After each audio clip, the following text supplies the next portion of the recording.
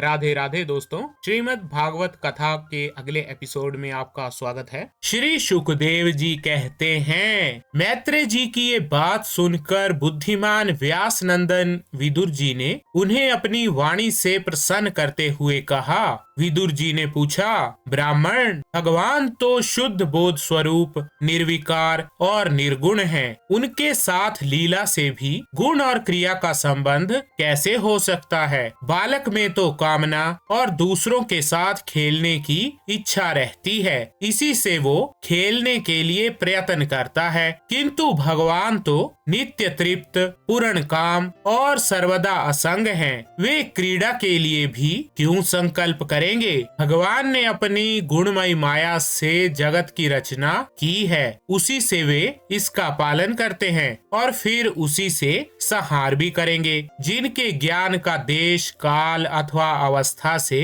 अपने आप या किसी दूसरे निमित्त से भी कोई लोप नहीं होता, उनका माया के साथ किस प्रकार संयोग हो सकता है? एकमात्र ये भगवान ही समस्त क्षेत्रों में उनके साक्षी रूप से स्थित है। फिर इन्हें दुर्भाग्य या किसी प्रकार के कर्म जनित क्लेश की प्राप्ति कैसे हो सकती है? भगवान, इस अज्ञान संकट में पड़कर मेरा मन बड़ा खिन्न हो रहा है। आप मेरे मन के इस महान मोह को कृपा करके दूर कीजिए। श्री शुकदेव जी कहते हैं, तत्व जिज्ञासु विदुर जी की ये प्रेरणा प्राप्त कर अहंकारहीन श्री मैत्रेय जी ने भगवान का स्मरण करते हुए मुस्कुराते हुए कहा। श्री मैत्रेय जी ने कहा, जो आत्मा सबका स्वामी और सर्वथा मुक्त स्वरूप है, वही दीनता और बंधन को प्राप्त हो। ये बात युक्ति विरुद्ध अवश्य है,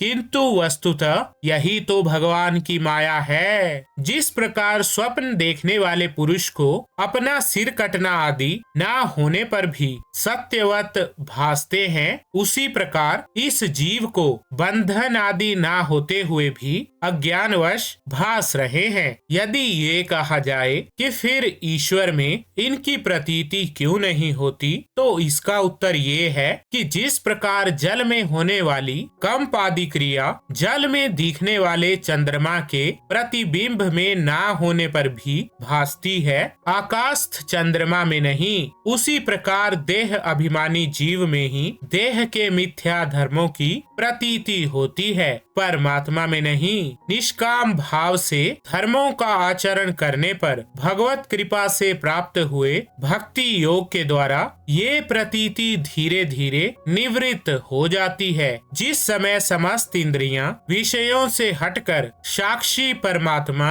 श्री हरि में निश्चल भाव से स्थित हो जाती हैं, उस समय गाढ़ नींद में सोए हुए मनुष्य के समान जीव के राग द्वेष आदि सारे क्लेश सर्वथा नष्ट हो जाते हैं। श्री कृष्ण के गुणों का वर्णन एवं श्रवण अशेष दुख राशि को शांत कर देता है। फिर यदि हमारे हृदय में उनके चरण कमल की रज के सेवन का प्रेम जग पड़े, तब तो कहना ही क्या है। तो ठीक है दोस्तों, श्रीमद् भागवत कथा के इस एपिसोड में बस इतना ही। राधे राधे।